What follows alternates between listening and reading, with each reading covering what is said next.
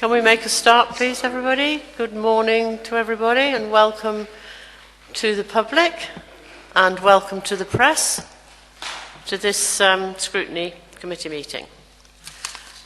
Take item number 1, declarations of interest. Thank you, Chairman. I'm going to have to declare interest in item 6, inter-island boating. My wife owns Crafty Kids Nursery, which benefits from inter-island boating. Councillor Doreen-Smith. Thanks, Chairman. Item 6, inter-island boating. I've got pecuniary interest, so I will leave the room. Thank you. Councillor Nellams. Item 6, Chairman, but a non-pecuniary interest. Thank you. Could we have the minutes of the previous meeting, please?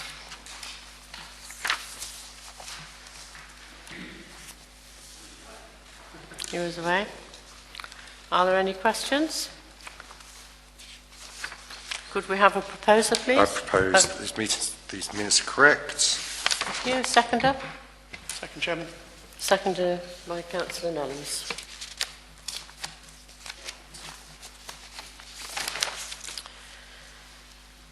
We're now going to go to item number 4, and I'll do urgent items after that.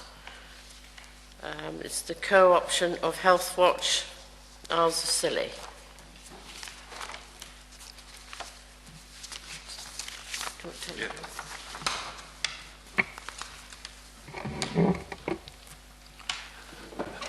Yes, this is, as it says, Health Watch Isles of Scilly were already co-opted to full council earlier in the year, and since then the health scrutiny function, save for certain aspects, has been delegated to the Scrutiny Committee, and as a formality, I think it is recommended that Health Watch co-opt a member of the Health Watch, the committee co-opt a member of the Health Watch Isles of Scilly board to the Scrutiny Committee, as was the case for the previous Health Overview and Scrutiny Committee for health scrutiny matters, and that also the Health Watch manager is able to attend and participate.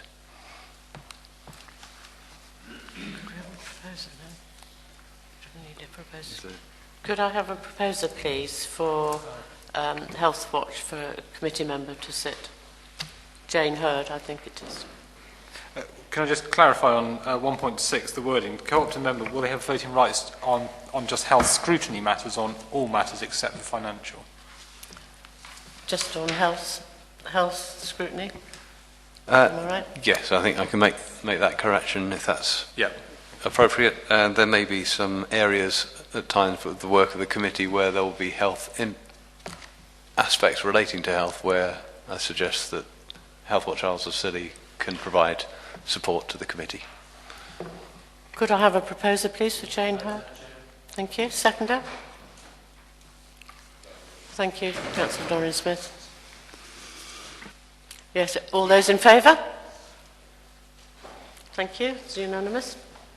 Jane, would you like to come to the table? Thank you, Jane. And could we please invite the Health Watch manager to the table as well? Thank you, Carol. Now we take urgent items. I've just got one letter to read from NHS Kernow. Return travel to the islands after a Medi evacuation does not form part of the NHS funded transport policy, as this policy is for non-emergency patient transport. However, we have agreed to investigate and evaluate this further as part of the work we have already committed to doing for emergency and urgent travel to and from the islands. I can confirm that the CCG has agreed with the centralised booking service that Isles of Scilly patients can access NHS-funded flights to return to the islands following a medical evacuation, as an interim measure whilst this work is completed. As always, this is applicable to the Isles of Scilly residents and not to holidaymaker / temporary residents. We aim to have this work completed by the end of January. and I'm sure everybody's glad to hear that news. Jane? Thank you, Chairman. Yes, we raised this at the Medical Travel Group meeting on Tuesday, and I think I spoke to you before then with a view to, if we didn't get any resolution, to come here. I'm very pleased that they've agreed and taken the pragmatic decision to continue with the system as it was. However, I would request that this committee, or we would request that this committee, as we will do, keeps a watching brief on it, and when they come up with their policy, I think we need to be consulted on it, which was one of our bones of contention, that they just changed the method, changed the rules without consulting anyone. So I would like us perhaps the next meeting, or if we hear any more in January, and hopefully they'll take again the sensible, pragmatic decision as they have now. But just in case, I think we will need to keep a watching brief on it. Thank you. I can assure you we will be keeping a watch on what's going on. Has anybody else got any Yeah, I would comments? support that as well. Just a couple of questions in that statement. There's an interim measure. What's the definition of interim and temporary residence? Does that cover seasonal workers or not? Because that's going to be a big issue. Carol Clark, please. We have asked NHS Kerno the definition of resident on the Isles of Scilly. If people can demonstrate that this is their usual address, and if they are registered at the health centre, but the primary criterion is if they can demonstrate that this is their usual address. Now, seasonal workers are encouraged to register at the health centre, and that would cover them, and that is still the best advice. Then you've got the issue of students, haven't you, post-16 students? Well, that's why the wording's quite helpful, because if you can demonstrate that this is your usual address, but you're registered with a GP elsewhere, as post-16 students often are, if you do need to travel from the islands to access treatment, you will be able to, and you will be covered, and under the interim measures for urgent travel as well. Thank you. Jane? Can I just add to what Carol said, in that Carol, as she said, Healthwatch does produce information leaflets for seasonal workers, and we encourage them to sign up with a GP here.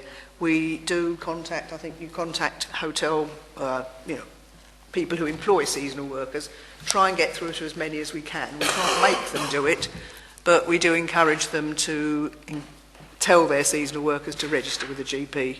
So I think that's the best we can do, really. Okay. Councillor Watts? Yeah, just a brief thing. 1.8, Chairman.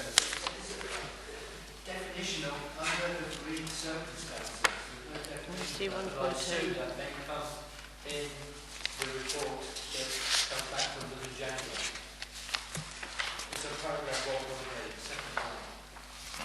Come across that medical applications could, under agreed circumstances, be brought. This is in the supplement. I think we're in the supplement, aren't we? Yeah. Right.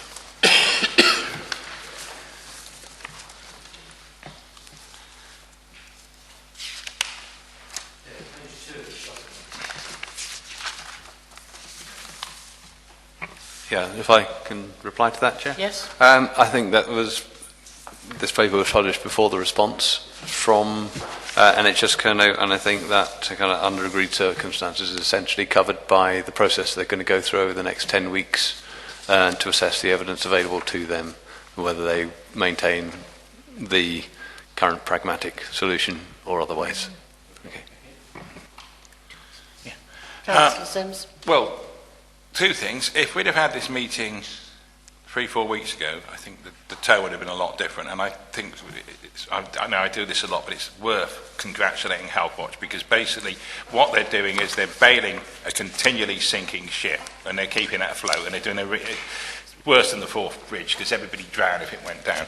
So I think they're doing a fantastic job, and also they're doing a considerable amount of work, taking a considerable amount of work out of the committee, this committee's remit as well, because and it's brilliant. And one thing I do wish to add as well, I have to see a consultant next week. I rang up Trellis Travel last week about it, and the lady was absolutely marvellous. It was really, really fluid, really, really easy, no trouble whatsoever. And I've forgotten her name, but I did say I mentioned it at this meeting because she was so fantastic. So there is a lot of positive stuff happening in Truro. They really, really do wish to help. It's just they don't seem to remember anything over 4 or 5 weeks in the past. So again, Health Watch have been just absolutely marvellous, and they are keeping the place afloat. Ms. Jane Hurd. Thank you for that. I must say, as a volunteer, I've probably spent about 15 hours on different Health Watch stuff this week, mostly this. Carol, I think, has been working overtime on it. And, you know, that is an example of what we do on Health Watch, and we do put a lot of time into trying to sort stuff out.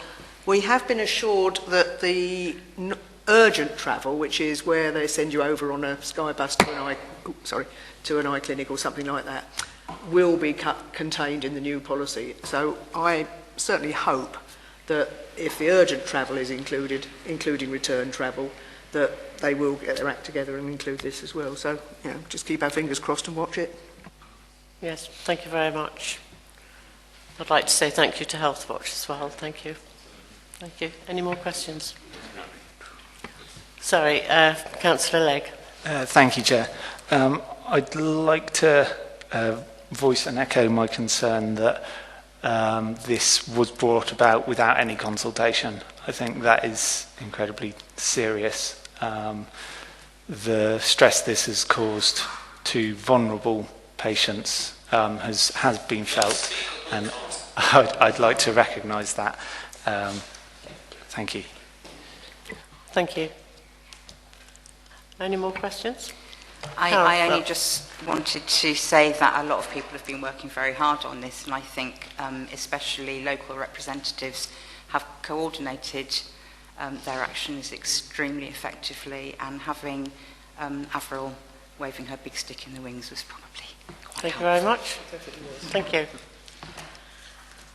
Right, can we move on to agenda item number 5?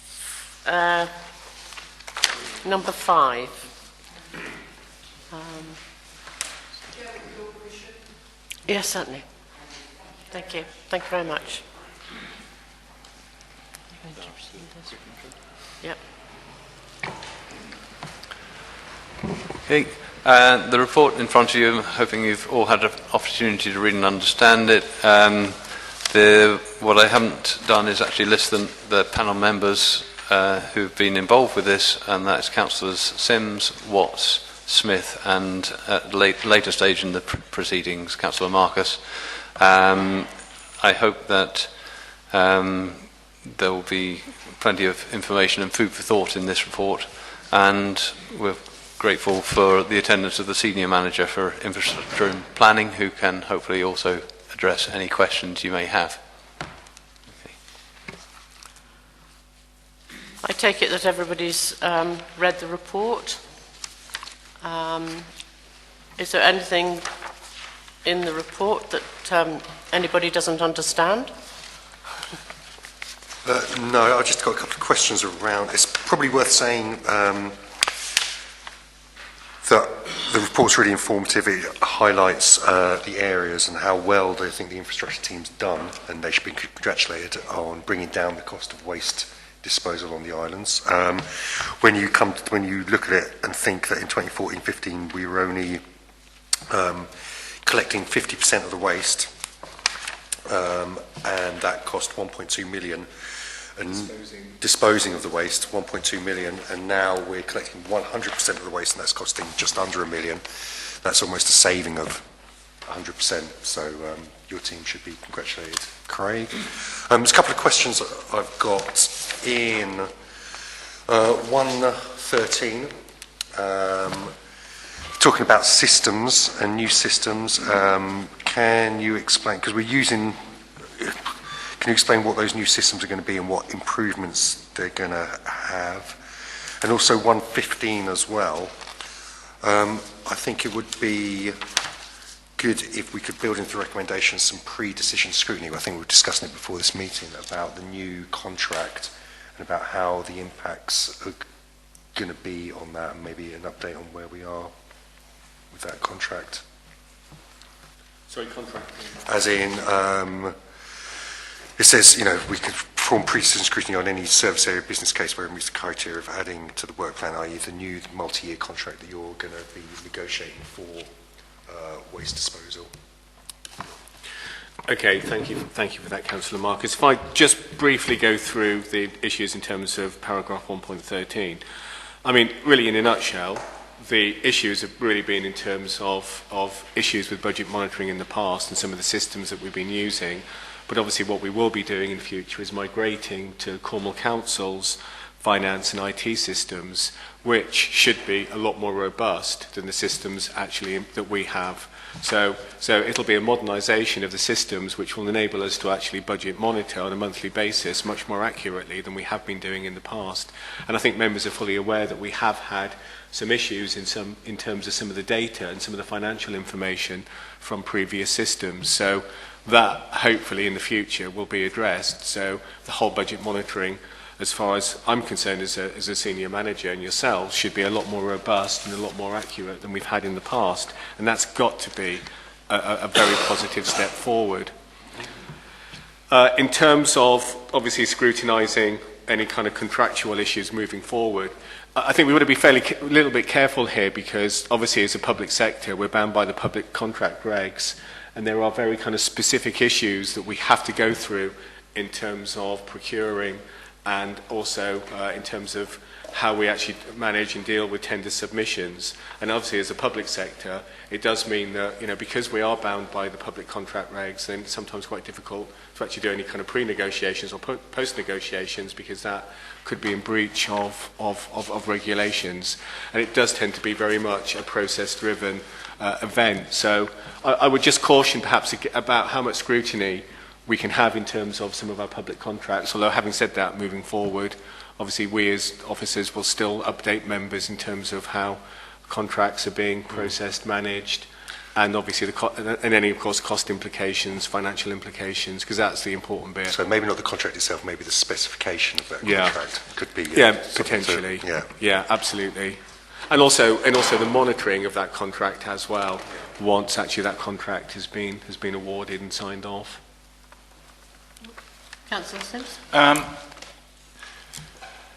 Well, a couple of little things, well, quite big things on this. I mean, it has been mentioned to me, subsequent to the report being generated, that there perhaps was an issue with the fact that the contract was delayed. This is back in 2014, was delayed because it had to go to Europe because the contracts came in, and that wasn't reported to council. And I just wanted, in case anybody else is thinking that, I just wanted to clarify that. I mean, I was chair of GP at the time. I obviously knew about it. And I remember discussions with the chair of council and the vice chair of council at that point. So there was an awareness of it, so I don't think that's an issue. And as Craig has told me subsequently, it was an operational thing.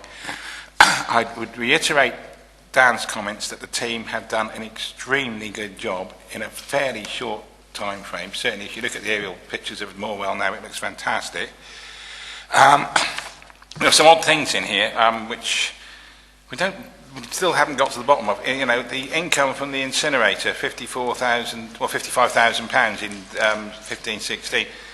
I just cannot conceive any way the incinerator was earning over £1,000 a week. It makes no sense whatsoever. But the issue I found going into this, that there wasn't a problem with the team. Everything seemed to be going quite smoothly. The issue seemed to be in finance, and it was very difficult to dig into that, because anybody who was involved in finance at that point was no longer available. The massively oversubscribed expenditure estimates, which basically created the overspend. There was no overspend. Income, yeah. Thank you for the correction. It had to phrase it all out else, doesn't it? But I've discussed this with various senior officers, senior managers, and this does seem to have been an issue with the council going back a number of years. You balance budgets by overinflating income, and then if there's an issue at the end of it, you just take it out of reserves, because the council was flush for such a long time. And I've heard also anecdotally, I won't mention any names, but a previous chair of council, going back quite a long time now, at the end of the year, was the chief executive would say to him, well, okay, how do you want to spend the underspends?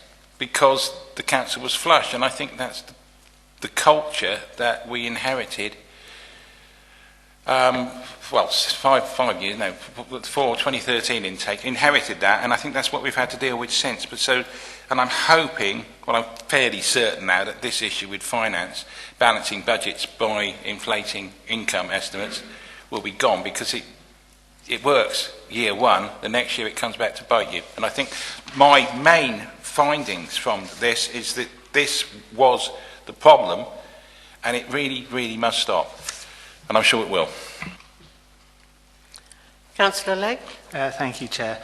I'd like to echo that as well. In 1.12, I'd like to emphasise the emphasis of the report that an overestimate of income risks becoming a budgetary cost. Councillor Smith. Well, I was just about to make that point as well. That's clearly the biggest lesson to be learned, I think, from this. Also, I think what's very important in 3.3 is about greater engagement of staff with operational knowledge and understanding of budget setting. I think that's really important, and is certainly a positive to come out of this. And then just to reiterate other points made, that actually, if we look at 1.18 and 1.19, where we've been and where we've come from, where we are now, is a very positive thing. And I'd recommend that members of the public and press really take that up, because it's a good thing. The direction of travel is good, and I think the council's to be congratulated on it, moving in the right way. I have a question for Mr. Dryden. I recognise that the waste budget is very large, so even small changes within the year may have a significant impact. Could the senior manager explain what process he has or would like to have in place to provide appropriate mitigation and reporting of those risks? Very good question, Chairman. Whoa. The most important thing, I think, is in terms of actually managing and monitoring the budget moving forward, is that we do get good information on a monthly basis. And clearly moving forward, that's absolutely critical. I think the difficulty that we always have although it seems like in the context of the Council of the Isles of Scilly, on the face of it, it does seem like it is a large budget. But in the context, actually, nationally, it's actually quite a small budget for dealing with waste management. And that's always a difficulty with us, is that if we get any shocks throughout the year, and that could be because we've got additional waste streams coming forward, we've got more hazardous waste streams coming forward, or indeed we have contractual issues which we need to address and perhaps reprocure, because obviously there's always going to be a little bit of cost uncertainty. It's actually quite difficult moving forward to actually manage the budget. But the most important thing, I think, is to monitor and manage our budget. The direction of travel at the moment, I think, is very good, because we have actually reduced successively our waste budgets. And in fact, moving forward from 2015 and 16, the costs actually on average for waste management have actually come down even more. But there is a big but here. That is really predicated on having to deal with the private sector. And of course, that is not in our gift, because the cost is the cost. And I think we can never be complacent, and moving forward, all it would take is a cost in fuel prices or whatever else would actually have quite a significant impact on our waste budget, because the majority of our waste disposal costs, of course, are around transportation. And that makes us, I think, a little bit vulnerable. That probably hasn't answered your question as succinctly as perhaps you wanted it, but ultimately, I think we'll do our best in terms of how we do manage and monitor moving forward. Just got one more question. How robust or well evidenced was the consultant's view? Was it verbal or was it a report? And in retrospect, do you think that it met the standards you require? Okay, so what we did is some soft market testing, and soft market testing is actually a good way to at least try and estimate what the costs are. The difficulty with soft market testing, though, is that it is very much that. It doesn't give you absolute cost certainty, but I think at the time the market just wasn't very mature in terms of actually some of our disposal streams, and I think that was a major issue. So my view is actually the consultants, I think, actually did the best job that they could at the time, given the information that we had. But I think it was just unfortunate that when we did go out to the market, the soft market testing actually didn't come out as estimated, and so the costs were actually significantly higher than we did anticipate. And it's a bit like an exit poll, I think, when you're voting. I mean, sometimes you get it right, sometimes you get it wrong. I mean, it's just one of those things. But I certainly wouldn't say the consultants were culpable. Any more? Councillor Sims. Yeah, I just want lessons learned. I just wanted to. I was very heavily involved in this, and really, and actually at the time, and certainly regarding this report. And in terms of lessons learned, I think the team has come on in leaps and bounds since those early days, which is understandable because it was all new to them. Certainly the way the contracts are specified now and the way... this is partly why the costs have come down, because they really know what they're doing now. They're very much on top of it, and I think we'll start reaping the dividends of this fairly soon. However, as Craig indicated, our waste management over here is about 8 to 10 times as much per capita than it is on the mainland, and I don't actually think that the cost of our waste management is reflected in the settlement we get from the government, which is obviously an issue which goes beyond this room. But I think that is one of the reasons why the council has these enormous financial problems, because we have this enormous cost which is not reflected in our settlement. The central government knows we're not in the middle of Wiltshire, but they don't seem to wish to acknowledge it properly. Thank you. I just had one question. In 3.5, it says waste management is not a statutory function of the council. Is that correct?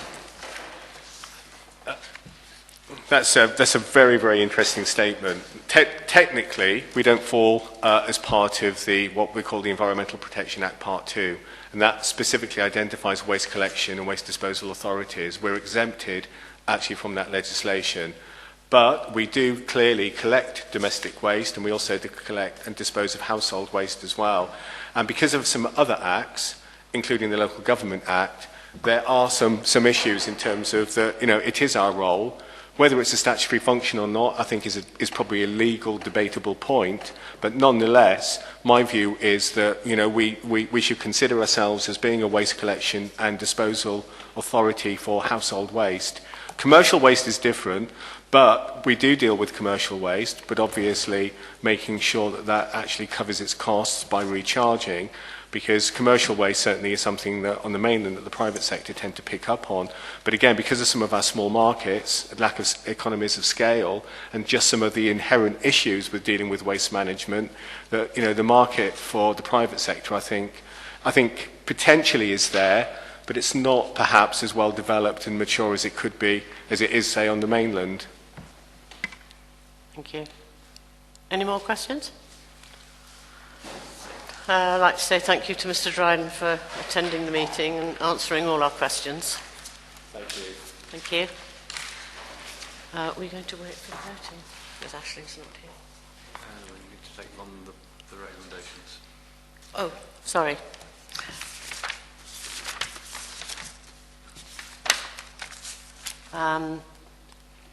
Can we take the recommendations as read, 1, 2 and 3?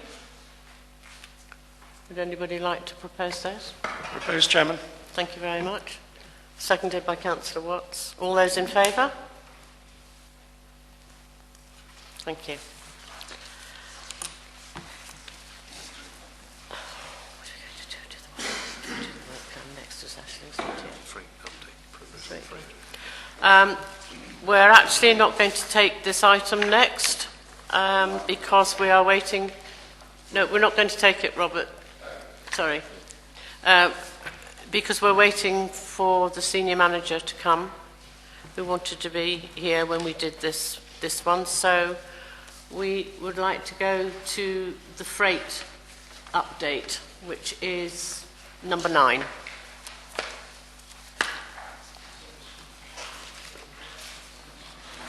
Where is it? Is it number 9 in the supplement? In the supplement. It's in the supplement.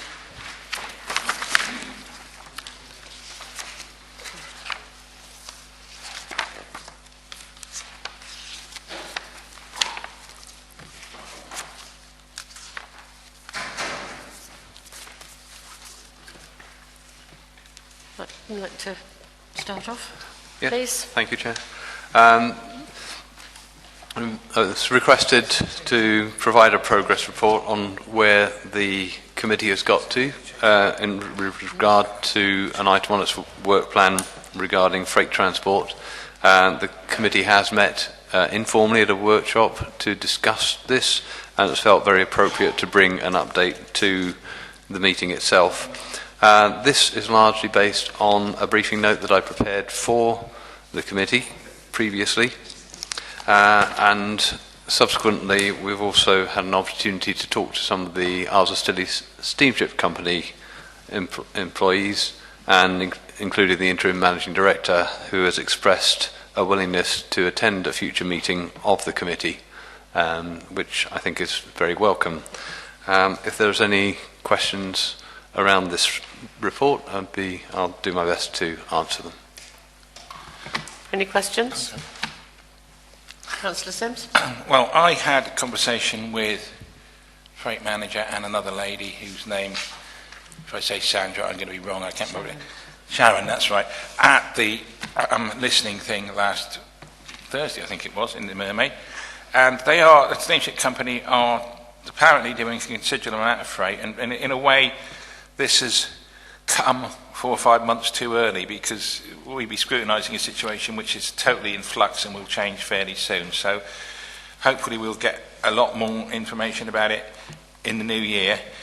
But it certainly looks positive. How positive it ends up is always moot. So that's it, really. Councillor Smith? I think it's a hugely important topic for the community, so I'm really glad we're getting stuck into it. And I think the engagement so far with the steamship company has been very good. And, well done to Chair and to Bob and Steve for getting involved. Just one question on 1.6. So the following falling out the scope of the review. Domestic customers and couriers, are we going to be covering that in phase 2 of freight scrutiny? Yes, that was felt to do that at the same time as the initial aspects was going to be taking on too much and potentially lose focus of the review. Yeah, fine, just to clarify, thank you. Yes, I had quite a long conversation with the interim chief executive and with Gemma, who is the freight manager. They're putting a new booking in system, a new price list, which everybody will have, and they are going to do a track and trace eventually. And for the company DPD, which has actually caused a lot of problems over here, there is now going to be an offshore manager assigned to the Isles of Scilly. And what else do they say? I think it is quite positive. They're welcome to come and talk to us, probably at our next meeting, I think, if it can be arranged. Any more questions? Just one little thing. During that conversation, I sort of discovered that the steamship company regarding the freight management system has got a similar problem that the council's had with its finance. Very unwieldy, lots and lots of different coding. I can get tyres. If I say they're for a van, I get them for £6. If I make a silly mistake of saying they're for a bus, they cost £30. It's the same tyre, so I'm very, very careful now to say that they're for a van. I mean, there's lots of anomalies there which they're going to get rid of, I hope. So I have some sympathy for them. Like the council, they perhaps should have addressed it 15 years ago rather than now. But as always, better late than never. Councillor Legg. Thank you, Chair. I too spoke to the steamship company at the listening event, and they are making some headway on chilled freight services as well. Just bring that to the room. Yeah, thank you. Any more questions? I propose the recommendation, Chairman. Thank you. Thank you. All those in favour? Unanimous. Thank you. I think we'll have to start voting, don't we? Work plan. Sorry about this, but we are still waiting for the senior manager to arrive. She's in another meeting and hasn't finished yet, so. Actually, for the voting.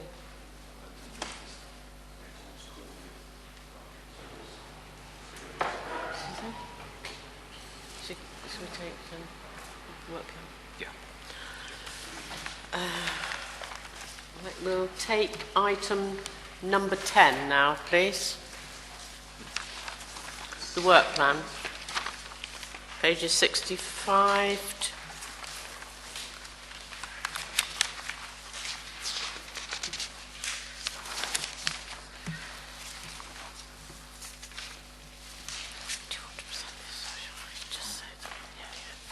I'd like to ask Bob to start us off. Okay, thank you, Chair.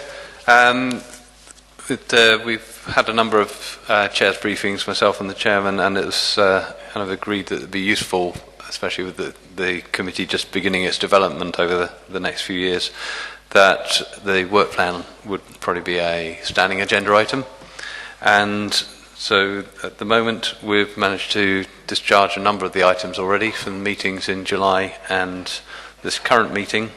And it's kind of looking ahead at how the committee wished to kind of populate the forthcoming agenda for different meetings, in aligning the kind of more scheduled items around things like internal audit with the kind of wider discretionary scrutiny that the committee can take on. So to kind of welcome opinions. There's been a brief discussion before this meeting about a number of items and what is actually practical in the forthcoming kind of few months before the next meeting on the 1st of February, especially given there's the winter break and a number of people are maybe going to be away. So I leave it open to discussion. Councillor Smith. Thank you, Chair. I think I may just make the wider point that actually I think we're doing quite a lot of work with pretty limited resource. We have a nominal 1 day a week of officer time, plus our own as councillors' involvement. So I think although we got off to something of a slow start, I think we were finding our feet and we had some issues which came forward which slowed us down unintentionally. I do feel this committee is doing some good work now, and I think we've produced several good reports. Moving forward, I think the work on freight is very, very welcome, and some work on internal audits. Yes, I think essentially we're getting better at what we're doing, so it's sort of just a bit of background to where we are, really. Councillor Marcus? Yeah, I think the discussion before we agreed that something on budgets was going to be added to the February meeting. Is that correct? So It is. I think that's probably worth stating in this meeting and formalising that, which we are having a discussion, I think, Chair and the officer are having a discussion about the scope of that agenda point. But yeah, we're doing lots of work. I think the officer should be congratulated on helping the panels completing those reports, both very detailed reports, in the limited time he's got available. So I'd like to thank Bob Dawson very much for all the work he's done. We have got to get slightly more efficient in what we're doing, and I think we've ironed a few things out this morning in the pre-meeting. I'll fill you in later on, Councillor Legg. I think otherwise there was nothing else this morning that we decided upon, was there? I think The budget, we're going to... we elaborate on what was actually discussed, and that's what Councillor Marcus was asking. Oh, right, okay. Yes, so we had a bit of a problem with the paperwork. It wasn't... We're not getting the paperwork done in time from the panels, really. Not their fault altogether, because they were all working, and Bob does have a limited amount of time to get the paperwork done. But we think if we have a coordinator who will coordinate with Bob, so he's got more time and perhaps not take too much on in one go, because now we've got Christmas coming up. Our next meeting is February. So I think that will work better. Yeah. Councillor Sims? I'm glad you thank Bob. I don't have to now because I'm beginning to look like a sycophant. However, Yes, thank you, Bob. One thing I think we do need to add as well is we need to assess capital programmes on a rolling basis, and also every 6 months or so, or a milestone basis, because I think before they go too far up the line, members need to have some sort of input into the process, and also obviously the budget monitoring, which is coming up very soon. So I think we're going to have a few meetings before the February meeting, so we can look at that again. If it's going smoothly, fine, but if there are anomalies, then it's good for us to pounce on it first before we end up with an issue at the full council with it in mid-February. So it's another, as the Scrutiny Committee develops, I think our roles are getting defined. Our role is getting more and more defined. However, I'm sure it'll look better this time next year than it is now. So I think it's all going moderately well, though. Bob? It's two comments. Firstly, to Councillor Marcus mentioned about the discussion around budget, and I think it's the February next meeting is 1st of February, and that is very timely because I understand that more budget information will come to full council on the 22nd of February. So there's an opportunity for the committee would be able to look at some information ahead of that major decision, and this would incorporate things along the line the current status of any business cases being developed in surface areas, the alignment with corporate objectives, and also the progress towards delivering the savings plan. I think those were the key points. If there's anything I've missed from that, please kind of add to that. And in terms of the congratulatory side, I don't do all the work. I do rely very, very much on my colleagues in the paid service. And I think that the letter that the chairman sent out to all the extended leadership team, extending kind of the offer of working collaboratively and appreciating the kind of work constraints people are under, was very much appreciated. So thank you, and thank you the rest of my team as well. Any more questions? No. I propose the recommendation. Second? Councillor Smith? Thank you. Well, I think we're going to have to go to the vote. Well, I don't think we can wait any longer for our senior manager, so we'll now go to agenda item 6.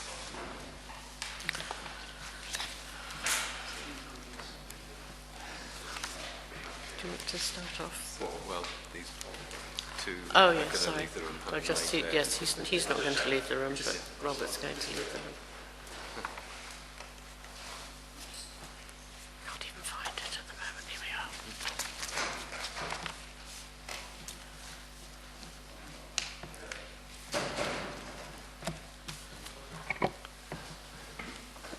are. Right, item number 6, council expenditure on inter-island boating. Okay. Yeah, thank you, Chairman. Hopefully it won't be too long before the senior manager is able to join us, because she has very extensive knowledge of this, a lot of the areas involved in this report. I should point out probably at the beginning that maybe draw attention to point 2.1 in that I think it's important that the panel is essentially making no comment on whether this discretionary revenue spent in the report is necessarily excessive or sufficient. It's more about what kind of recommendations can it be making to council that there's certain assurances in place going forward. So I think, and there's certainly, it's not the intention of the report that any particular option that is mentioned within the report should be taken forward at this time. I think the recommendation is really about options analyses, and that would include the status quo. But otherwise, I'm kind of taking the position that the paper has been read and understood, and I will attempt to answer any questions.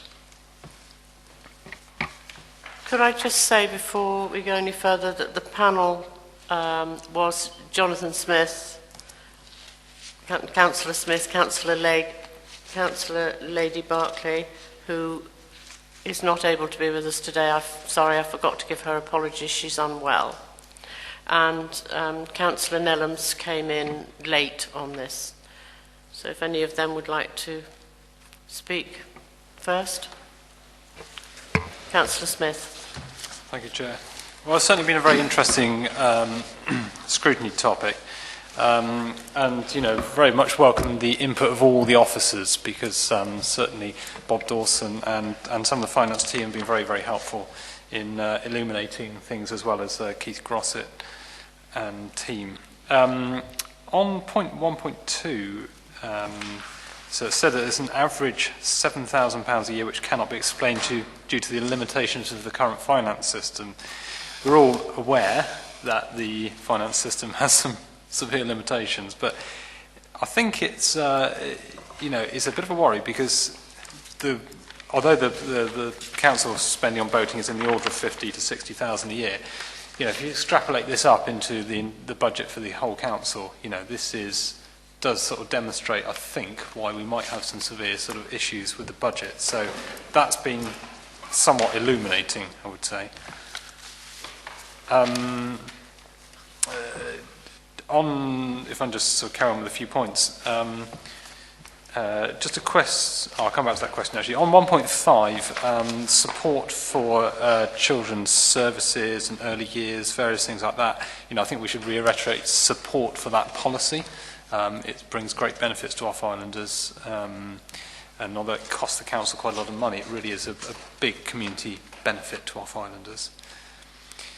A point on 1.7, this is sort of demonstrates that a lot of the travel for early years to and from St Mary's, the budget can actually vary quite a lot depending on the particular circumstances of parents. As it says there could even be sort of as much as 4 singles a day for one child, potentially, and that has happened. And that's one of the reasons we've seen the great variation in the budget.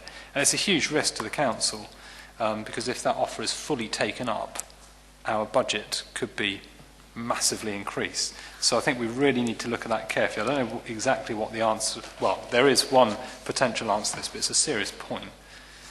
And likewise, a question on 1.9, whether the new issue with childcare hours will actually impact on our budget, I think is quite an issue to consider. And just one question then back on 1.3, whether the spending on SEN Pathfinder, the special educational needs, will that cease with the new Academy Trust? Will that move over to the Academy rather than the Council? Question. That'll do for now. Thank you. Councillor Nellams. Thank you, Chair. I was going to also reiterate or pick up on what Councillor Smith said on 1.7 and 1.9. I think 1.7 probably doesn't impact in a big way, but it could.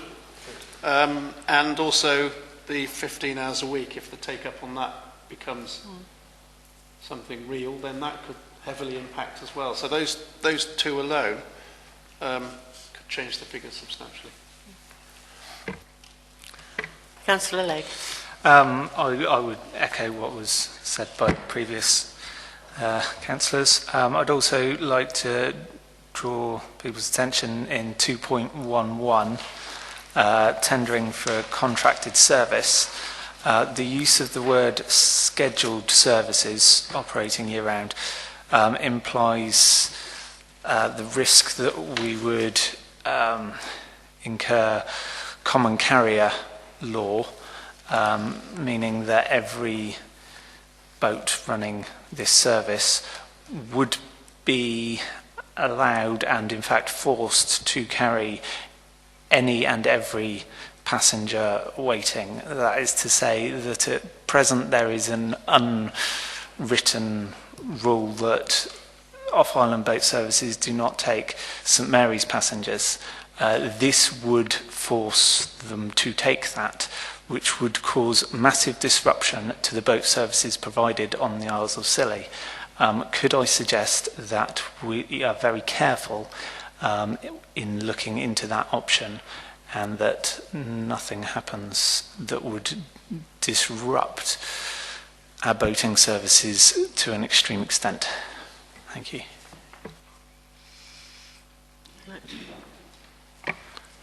Yes, very much so. I think there's a lot of sympathy for that around the islands, and thank you for drawing that to my attention. I think that's very, very useful advice. I could, in terms of Councillor Smith's question about the Sen Pathfinder, we would rely on information from the senior manager about what the likelihood is about that cost between the council or the multi-academy trust. Any more questions? It's just one more observation that I might have missed, but now there's only one off-island councillor, so to speak. Does that make any great savings in terms of... Have we seen this? Is there a saving? Maybe I've missed it, but is there a savings on that? It's inconclusive, is it? You know, inconclusive. One councillor instead of two, all those... Yes, it's inconclusive. We haven't been or had the time yet to look at the evidence. In principle, you would think that yes, that would make a difference, and especially with kind of maybe a reduced number of committees to attend as well. So it's likely to have a beneficial income in making savings. Yeah. I'd just like to welcome Ms. Khan. We've started, I'm afraid, but we are still going. Are there any questions that anybody would like to ask? I just wanted to say something. Oh, sorry. Councillor Sims. When we were first looking at what the Scrutiny Committee was going to do, and we saw the figures for off-island voting, I can't remember what the figure was that was written down there, but it was, I do recall it was about 500 quid a day for 200 days, and it was ridiculously high. Now, having looked at it, and it's been examined a lot more thoroughly because of this committee, it's gone down a considerable amount. We actually know the real figure now, and perhaps it may have seemed, it's probably been less urgent than it has. Well, start again. Because it was so high, it came to this committee, and now we discovered it's a lot less. So that's very, very positive as well. And I do think, referring to what Harry said, really, we have to be really, really careful that we don't marginalise the off-islands further, because it's very, very important that off-islands have a reliable service, and anything that goes to council cannot marginalise off-islands' access to St Mary's, etc., because I think there's a multiplier effect. The council does subsidise quite heavily some of the off-island travel, perhaps not as much as off-islanders would like, but however there's a multiplier effect, and it makes a big, big difference to the off-islands, and I think we have to be very, very aware of that. Councillor Watts. Yes, can I just share the disquiet with the Councillor Sims and Councillor Lane mentioned just now about the danger of compressing the economic reasons. Very, very difficult. It's easy on paper to make savings, but the economic repercussions to the off-island transport may be immense. I think this needs a lot of scrutiny. I agree with you. Councillor Smith? Yeah, thank you. In terms of the kind of options and proposals, and these are, we must stress, only options and proposals. I think essentially what we've done is say, look at the council spend on boating and say, how can we be more efficient with that? And I think there are a lot of opportunities to do that. I mean, they're all detailed in the report. They're by no means a be-all and end-all, but I think they're very, very good options for discussing how we can not only save money and boating trips, but also benefit the community better. And that is essentially what we're getting at. And I think that's a really positive thing. And I think I'd really like to see these taken forward, because they're very important, not just for us, but for the whole community, particularly on the off-islands. Ms. Khan? I agree, and I think one of the things that we did talk about a while ago was looking at procurement of boating, and in a way that benefits everybody, because there's also some pressures in adult social care. If you want to deliver care to somebody living on an off-island, how you kind of slot that into a day. If you're going to do 2 specials, you make the cost of care unaffordable and can't be carried by that client. So there is something around a timetable service, but it is quite a large piece of work. So I think it's about thinking about where the capacity sits within the organisation to do it. And also we've got to think about the economy of the Isles of Scilly, in which boating plays a significant role. So we just don't want to displace businesses in this process. There are really sound strategic reasons as to why we support off-island access, both for older people and younger people. The off-island access for adults is now being funded through the Better Care Fund, and the NHS agree that that is something that does improve health and wellbeing. But in children's, there were no such available grants. We are, however, looking at applying to DfE to do a bit of procurement work around the funding for 3 and 4 year olds, because we do need to do that. We need to enable access to that childcare offer. I can't make people on off islands run their own nurseries, which of course would be the most cost-effective thing to do. There isn't the capacity on those different off islands, so they need to come to St Mary's. If their job is back on St Martin's, what are you going to do? The whole idea of the 3 year old funding was to encourage people back into work, which will benefit our economy. So it's not easy. We also strongly believe, and Ofsted recognise it, that the visibility of our children's services is a really massive aspect of why we keep children safe so well on the islands, and we haven't had a looked after child for years.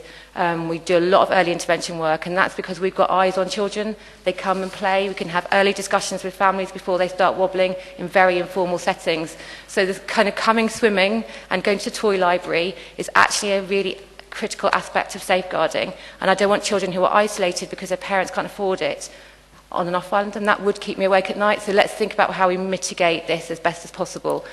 But I think we can start talking with parents about how much contribution they might make. Part of the problem is that boat costs do go up every year. And actually if you think about when this paper, in 2012, when this was written, the significant increases, particularly in the cost of specials. I think there might be some conversations you could have with providers of clubs that children go to about how they could maybe rationalise the times they start so that children can get there within scheduled boat service times. There's a variety of things, and I think we could also talk to voting providers about what they might be able to do. But it's a huge piece of work. So if we're going to do it, it's a bit like with all savings, you kind of need to identify some actual dedicated officer resource, because I don't think I can put it on our list of things to do currently, just to be perfectly frank. Thank you. Councillor Legg. Thank you, Chair. I recognise Councillor Smith's point that these are options of potential solutions and ways forward for boating. I would like to see that any ideas going forward made the best use of full consultation with everyone involved. I'm sure that would happen anyway, but I just want to emphasise it. I'd also like to draw people's eye to the suggestion of a centralised booking system and ensure that that is in fact one of the options. In fact, my question to Mr Dawson would be, is in 2.10 is the suggestion of a centralised booking system one of the proposed options to be looked into? Thank you. Okay, yeah, and certainly separate that out as an option in its own right. Yeah, depending on what the kind of ultimate decision around the committee is to do going forward. I think that's a very good point. The first one was in 1.3 in Table 2, whether the special educational needs Pathfinder costs will now sit with the Academy Trust rather than the Council. And then there was another question around on 1.9 with the new childcare provision, whether that is going to impact on the budget potentially with more childcare. Well, obviously, the Table 2 kind of just lists kind of some ad hoc expenditure, really, rather than the kind of big lumps. Anything to do with special educational needs still remains with the local authority. So none of those things are to do with our kind of school improvement work, and that which is an activity which will decrease. One of the big things, when the school becomes an academy, our list of statutory duties doesn't change particularly, except around school improvement. So at the moment, we're funding the interim executive board. We won't need to do that once it's an academy, which will be great. But actually, everything else will remain. So all our SEND responsibilities, homeschool transport, some general education achievement monitoring that we've got to do. So there's lots and lots of bits that remain in place. So that's not going to be of significance. Yes, the 3 and 4 year old offer is going to put budget pressures on us. Because we need to enable access to it. Our grant was increased by £12,000, which won't actually even cover the actual provision, let alone access. So we've got a meeting lined up with DFE to talk about this. We had an earlier conversation this year where they said, well, wait till you've got actual live information, which makes total sense because they're not sure what the take-up's going to be across regions. So we've got some live information. We'll have a term's worth of understanding. We're going to go and have a conversation with DFE, hopefully late December, early January, which can then also feed into the wider conversations about budget savings.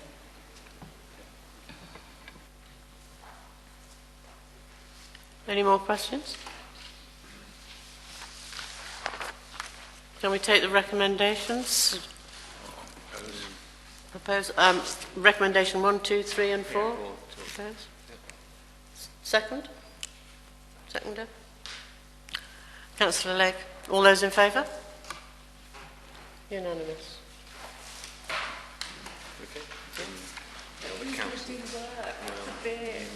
Thank you very much for coming. I'd like to thank Ms Khan for coming. Thank you. Good luck. Just say there'll be a brief pause while we get Andy Brown on this. Right, we'll just have a brief pause now whilst we get Andy Brown onto the telephone.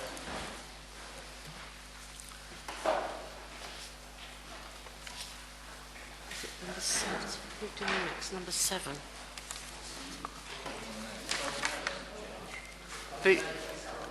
No, number 7. 7 first. Item number 7, if anybody's...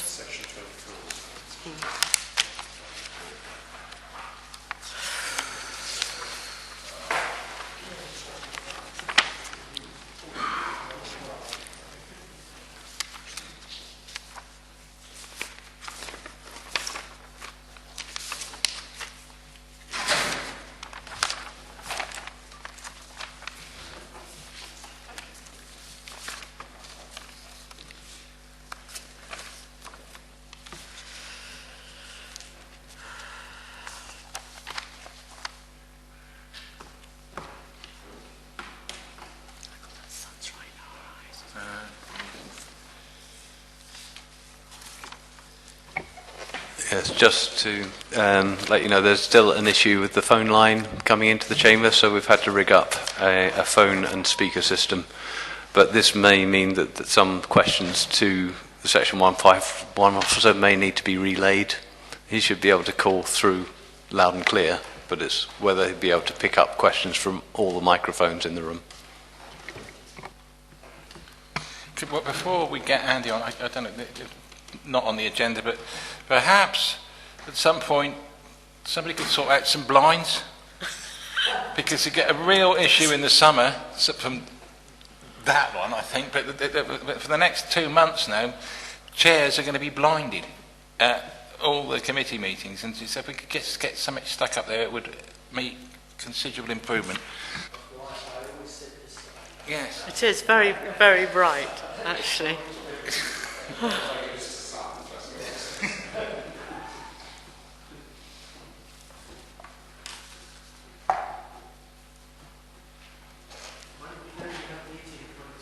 Waiting for Andy to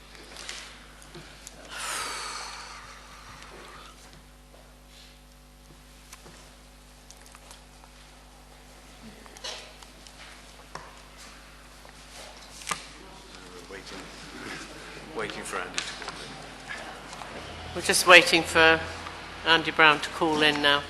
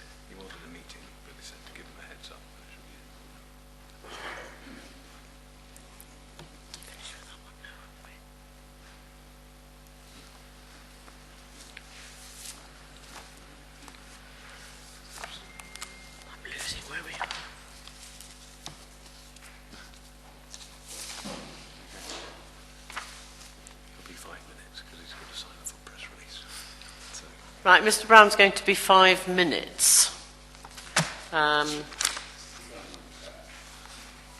He's having to sign some papers or something, so what? We only got work. These are our only 2 remaining items. Yeah, and 7 and 8 are the only 2 remaining items, so we just have to wait for him, I'm afraid. Sorry about this. One day we'll get this system done, won't we, properly? Yeah, that's right. Okay. Communicating with it, that's right. Yeah. Myself. Yeah. Hopefully it won't go off. What do I do if it does? Press the green button. Yeah. Right, okay. This SWAST update.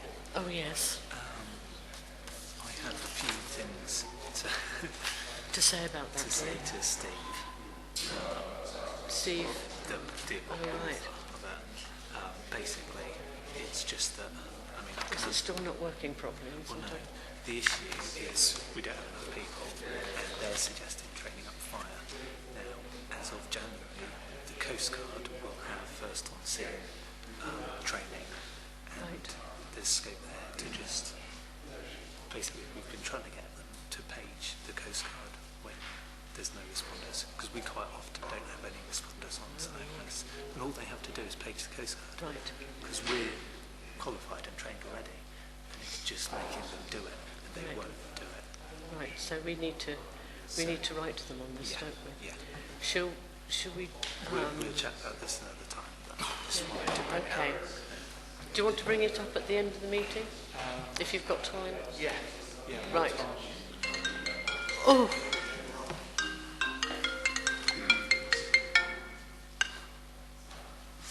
Hello, is that Andy Brown? It is. Good Good morning. morning. Bob? Yes, I can hear you. And does everybody hear him? Right. We're just waiting for Bob now.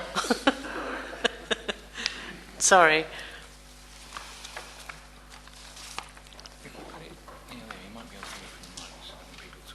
Well, we've got another bike there as well. I think it's coming. It's wired up through there, isn't it? He's there. There you are.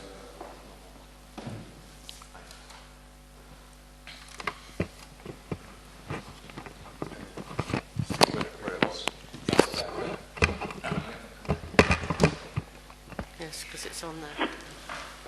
Obviously.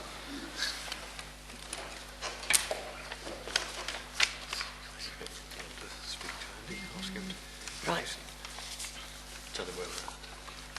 Right, we are on agenda item number 7, Andy. Okay. Do you want to introduce this? Yeah, more than happy to. So hopefully it's fairly self-explanatory in terms of the report. So when asked to do a progress report on the Section 24 recommendations received from the external auditor regarding the 15-16 counts, I thought it would make more sense to share with you the going concern statement that I have to write and present to the auditor regarding the council's position, financial position, the issues as I see them, and the reason why I believe that the accounts are prepared on a going concern basis. But also within that statement, I then go through and actively address the recommendations that the auditor did indeed raise specifically in the Section 24 letter. So on page 51, the going concern statement starts, and that just sets out obviously the going concern basis and why we are being set on a going concern basis. There is a correction I should note on the bottom of page 51. Clearly, where it says in the last paragraph, this statement assesses the key areas of Cornwall Council's governance, that quite clearly should read Council of the Isles of Scilly governance and financial position. So there is a change that I need to make to the last paragraph there. Just going on then, it talks about the financial position. I obviously don't have to sort of go over what I've previously said at previous council meetings about the current financial position and the predicament. As it says, it's well documented. But I focus in the statement around cash flow and the level of general fund reserve and financial planning as well. And it's all around a direction of travel. I've been quite clear this is not going to be an overnight solution. It's about making steps towards getting the council onto an even keel. And I believe we're making the right steps towards that, specifically addressing the external auditors' recommendations. Cash flow, we now monitor that on a daily basis. We have undertaken temporary borrowing to ensure our cash position is secure. We've already got a council resolution to undertake long-term borrowing, and if I need to, I will come back and update that position to ensure that the cash position for the council is sound and robust. And I believe we've already addressed that, and we now have factors in place to ensure that we're not in the same position that the council was in February, whereby cash was running out, and there was a real risk that we would not have enough cash to pay staff and suppliers.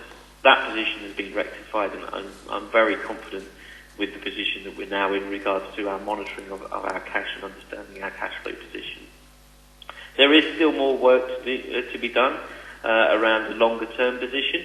So we're actively looking at the short-term position, but I think we need to extend the cash flow over a number of years to understand the exact position over the longer term. But I think in terms of the direction of travel, it was right to short and focus on the short term and deal with that. And I think we've done that.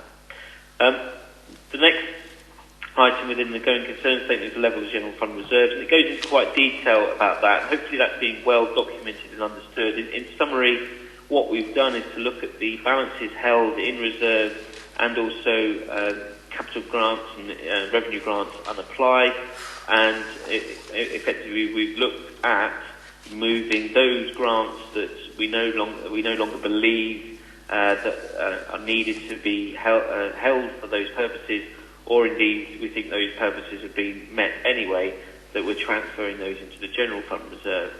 That has then bolstered the general fund reserve back up to the expected levels in terms of that £1 million level. So we're currently healthy from that point of view. Those will be tested by the auditor, and I can say in terms of the 16-17 accounts, they are looking at those transactions that we have undertaken and the rationale behind that. But by doing that action and processing that piece of work, we have bolstered the position of the general fund reserves, and we're now in a healthier position, subject to audit, of course. Then moving on into financial planning, obviously the medium-term financial plan was taken to the last council, and it's going to be a matter that we will be debating informally and formally in terms of how we balance the budget. Hopefully the medium-term financial plan is more clearer now for members in terms of the actual financial position for the authority, and I've set that out again within the going concern statement, so we can actually focus on the key issues for me around the council's budget position and financial position. It's not about reducing government grants as it is for the rest of the country and councils across the country. It's about the fact that we have low council tax numbers in terms of the number of houses, as you would expect, and business rates as well. So the ability to grow on that side is restricted to the council. But we also have pressures coming in, unique pressures related to the island's geography and location that are unique, but therefore still have to be managed, and therefore decisions will need to be made, difficult decisions will need to be made, but that's more open and transparent for members going forward. The going concern statement then talks about the monitoring position in August. I won't go into too much in detail about that because clearly that was reported and it was caveated, but it's in there. And then talk about Section 24 recommendations in those that haven't been covered. Just a little bit on finance functions. So the delegation of the finance function to Cornwall Council, including myself as a Section 151 officer, I believe that has addressed the capacity issues. There are 3 members of staff on the island, and we will still need to have resource on the island. I've been quite clear about that. We are moving around in terms of into the new system, but what the delegation has been enabled me to do is to secure the resource within the service, within the resources available within Cornwall Council. So there is a finite question, because obviously the council of the Isles of Scilly has a budget envelope to pay for financial services, and previously one of the issues was obviously attracting and recruiting to the finance team. So with the signing of the delegation agreement, I've been able to put 4 officers directly dedicated into supporting the Isles of Scilly. So that's bolstering and boosting the capacity. That's within the budget envelope available. Clearly, I can't put 100 staff in, because that would be doubling the council size, but it's within that balance of what is available. So we've got the capacity in.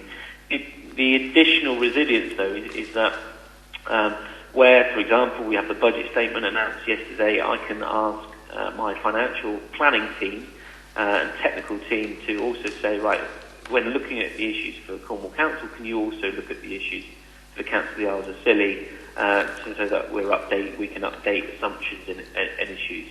And it's access to that. It may not be dedicated staff, but we've got access to the expertise in the technical teams within the finance function to be able to draw upon. So I'm happy that the last item in terms of the review, the capacity and the skills,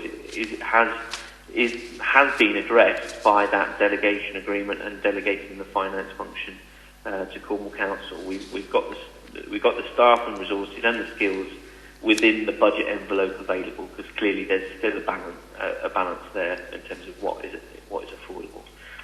Happy to leave it there and open it up to questions, Chair. Thank you very much. I have one question. As we've signed the finance IT agreement, and we are 2/3 into the year, how realistic is it to realise the combined savings of 120,000? So when we built the budget, so the budget envelope that I've just talked about, we took into consideration those savings.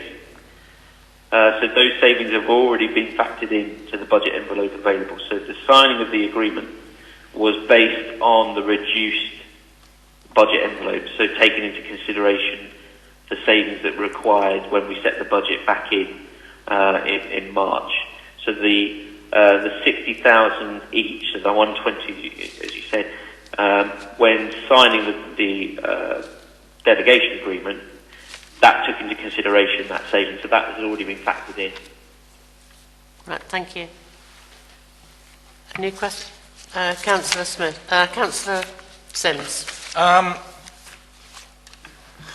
Looking at the savings to be implemented 17-18, IP5, somewhat silly to go to fortnightly waste collections when the whole thing down at Morwell is in a state of flux, and there will be a new system hopefully in the new year. So that was just really an update on that. Apparently it's under control and he's made the savings anyway, so I was just making that point in case everybody out there is wondering what's happened to fortnightly waste collection. Thank you. Councillor Marcus? Yeah, I guess I would ask a wider question. Out of those savings in 17-18, how on target is the council? Andy?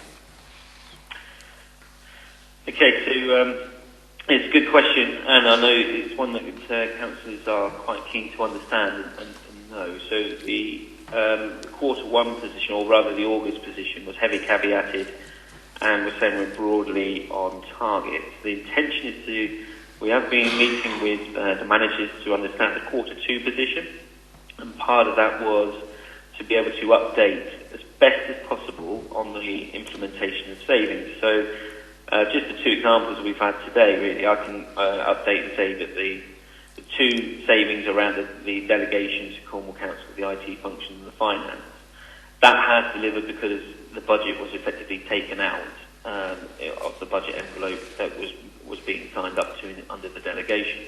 So those have been achieved. The 49,500 Councillor Simmons refers to, yes, that hasn't been delivered, but Craig has then delivered alternatives to manage the bottom line position. But it's that kind of narrative that is needed across the whole of the piece, not just for how we're delivering on the savings, but how the overall budget is looking. I've got a draft position on the quarter two position, but I need to do some further work and analysis on that. It's still largely positive, but there are still gaps, and there's probably still going to be some caveats around that. So I can give you an indication that overall I'm satisfied that the council is still progressing well in balancing its budget for 17-18. But there might be some variances within there that still need some explanation and still need some understanding, whether there's cost drivers and pressures in there that are hiding some other issues that we need to be understanding, or whether it's non-delivery of savings or alternative savings that have come on stream during the year that we need to understand about. So bottom line, I can give an indication that 151, it's largely positive this financial year, 17-18. Seems to be a balanced position, but we still will need to understand truly exactly how we've got to that position, what is driving the spend, and how the savings progressed, and that is still a journey that we're going on. But I hope to put a lot more information in compared to what we provided to the council for the August report into the quarter two report going in December. Thank you very much. Any more questions? Councillor Legg? Thank you, Chair. The grants the unapplied revenue grants, which were transferred into the general fund, it's my understanding that these grants were used, but they weren't then transferred at the time that they should have been. Is that correct, or is it that this money wasn't spent at all? Could you come back on that?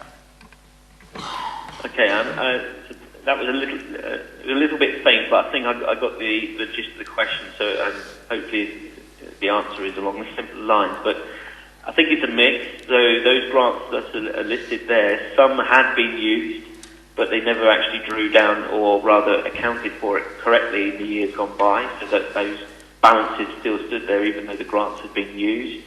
And some of it is that the remainder of the grant hasn't been used as well. So you've got a right mismatch of historical issues. I mean, there's one grant going back there to 2008-9, so we're talking some considerable time that these have been in the balance sheet.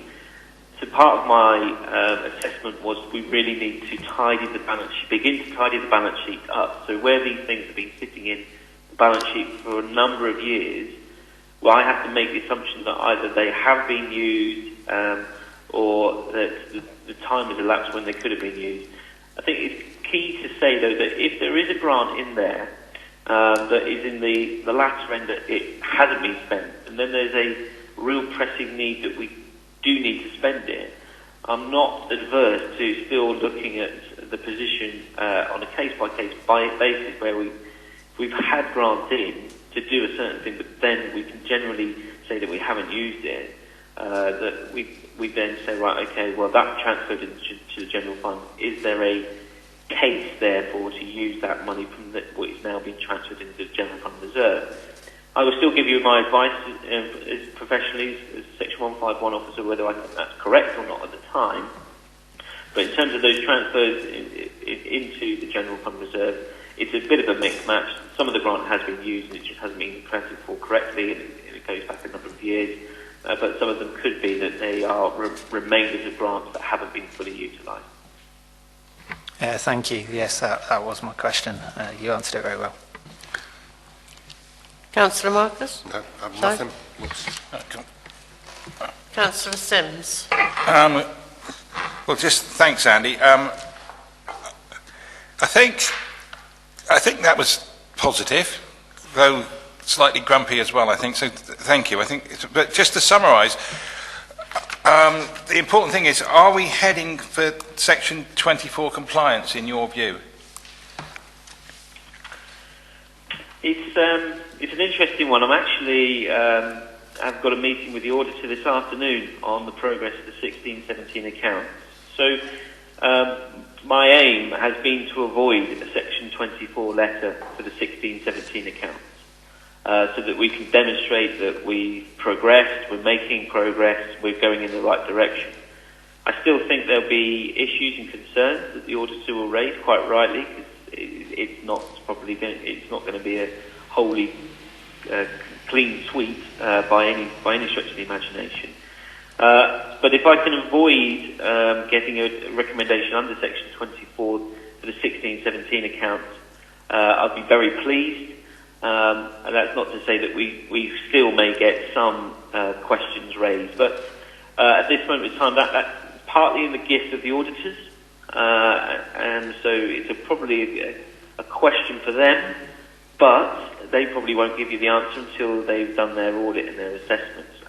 I think we're on the right direction. We're making progress. Whether we are out of the woods clearly for 16-17 is a judgment call for the auditor. I think we can show some evidence to say that we've made enough progress to avoid a Section 24 letter. My main aim is definitely for the 17-18 accounts of this financial year, that when we close those, because the idea will be to close those on the new system, which is going to be implemented in March, that we can really show progress, and we will definitely avoid Section 24 for these accounts. 16-17 probably still stays that it's a 50-50 for me. Oh, well, thank you for that. I mean, obviously the auditors will be cognizant of direction of travel anyway, which is best we can hope for really at the moment, isn't it? Yeah. I mean, I already know that the value for money judgment that they make will still be an adverse opinion. So I already have a heads up that the value for money opinion for 16-17 will be adverse, and that doesn't surprise me, and I was wholly expecting that. Thank you. Councillor Legg? Just one small, I believe it's a typo on page 7 of the statement, page 57 of the report. In the second paragraph, it should be Porthmelon Waste Management Site, not Porthmellion. Minor detail, but for accuracy. Yeah. Thank you very much, Mr. Brown. No more questions. Okay, thank you. We're now going to the internal. I propose that the recommendation be take that. Right, thank you. All those in favour? Thank you. Now going to agenda item 8. Okay.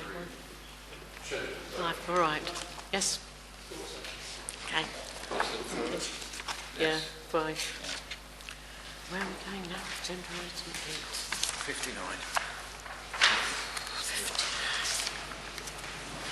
8. Right, agenda item 8, internal audit recommendations, progress monitoring.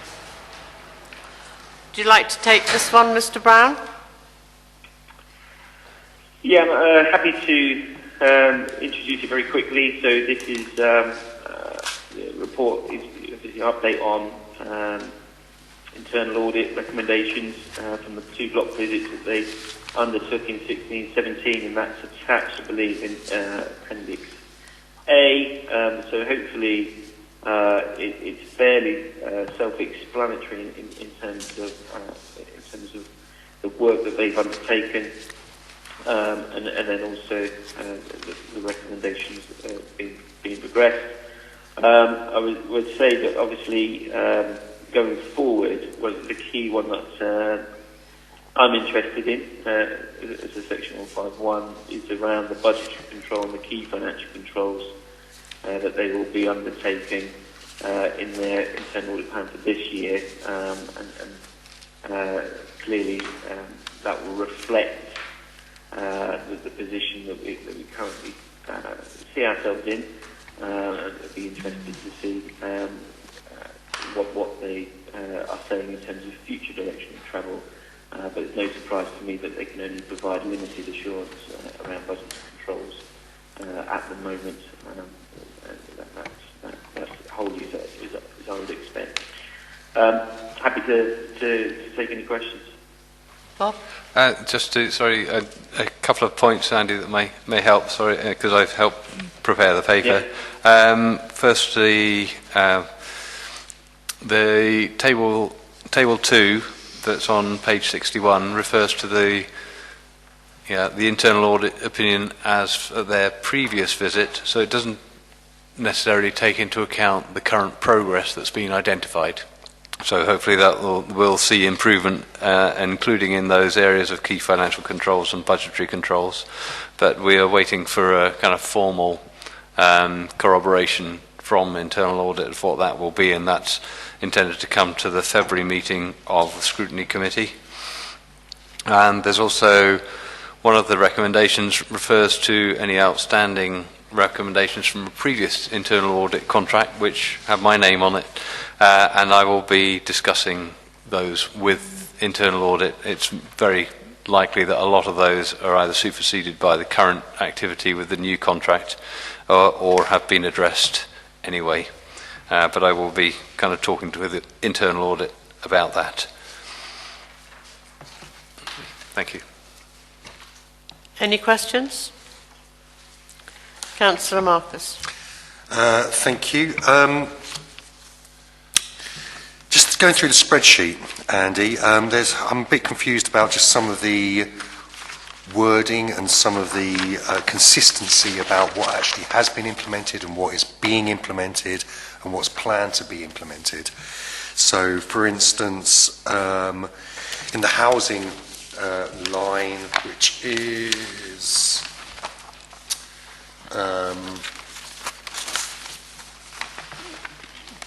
the housing rents 1 and 2, there's a difference between reviewed and being put in place, and one's implemented and one's outstanding. As I understand it, either something is working now, therefore it's implemented, or it's being planned to be implemented, therefore it's outstanding. So I don't know what the if some clarity around language needs to be in there, and some differences in descriptions as well. One of the recommendations was for more detailed job descriptions, and the answer is that they're working on broad job descriptions, which goes against the recommendation, but it's down as implemented. So I don't know whether that will be picked up by the actual auditors themselves. So just some clarity around what actually, has this spreadsheet been reviewed by the internal audit yet? And will that affect the table on table 1 on page 60? So I'm not sure what spreadsheet you're referring to. I don't have that in front of me, I'm afraid. Sorry, this is Bob Dawson again, the officer. I've had some communication with internal audit, and in relation to the spreadsheet, this hasn't been released yet. It requires corroboration from them, hence this is kind of provisional progress. It's clear that there's a number of things that could be taken up with internal audit before this kind of final corroboration comes to the February meeting of Scrutiny. I don't know if that provides any direct reassurance, but it's a work in progress, and I think those are very valid points that can go back to internal audit with. Okay, so the question then is, sorry Andy, I didn't quite understand that when I was given the spreadsheet. So point 1.7, the number of recommendations by priority and implementation status, is that number corroborated by internal audit, or is that just something that we've taken from senior management here? Bob Dawson again. That is taken from the management responses, and is the opinion that internal audit have seen. It's whether we don't know as yet whether they agree with each of those on a case-by-case basis. Okay. So still plenty of work, obviously. Like I say, direction of travel. Yeah. Yes. Apologies, Andy, if you didn't see that spreadsheet. That's fine. That's fine. Any more questions? I mean, quite a lot of the internal audit tallies in very much with the previous agenda item, the going concern thing, I assume, because essentially it's looking at the same thing, isn't it? So some of the questions I asked previously, I don't see the point in asking again. Thank you. Any more questions? Thank you very much, Mr. Brown. Okay, thank you. Thank you very much for coming in on the phone, and it has worked quite well. Not too bad at all. Good. No problem. Thank you very much. Thanks a lot. Cheers. So, proposed recommendations. So, proposed recommendations. Just on recommendation number 2, that members review and approve the audit plan. Is everybody in agreement with that? Yep. Yeah, but it didn't have the word review. Okay. Right, recommendations 1 and 2. Proposed by Councillor Legg, seconded by Councillor Watts. All those in favour? Thank you. Now we come to part 2, and just before we go, Councillor Legg would like to make a comment on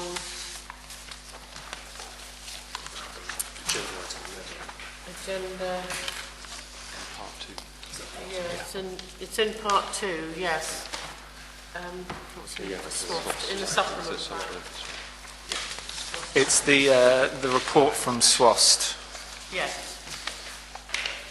In it mentions that the Trust is in early discussions with Cornwall Fire and Rescue Service to explore an option for fire service co-responder schemes similar to those on the mainland to be rolled out, specifically on St Agnes and St Martin's, I would assume, as well as perhaps Briar and Tresco. I'd like to suggest to SWOST that they look into collaboration with the Coast Guard, as from January the Coast Guard certainly on St Agnes and probably on St Martin's as well will have first person on scene training, and so it would make sense that in the situation that responders are not available on St Agnes, which is quite often the case, that they page the Coast Guard. I'm not saying that they shouldn't look into working with the fire service, but I'm just saying that the option of working with the Coast Guard is probably much more simple, and I think we should inform them of this. I'd just like to ask Harry a question. Just 2 questions, actually. Is there a bit of an overlap with the fire service and the Coast Guard on St Agnes? I assume there probably is. Indeed, there's about 50% overlap.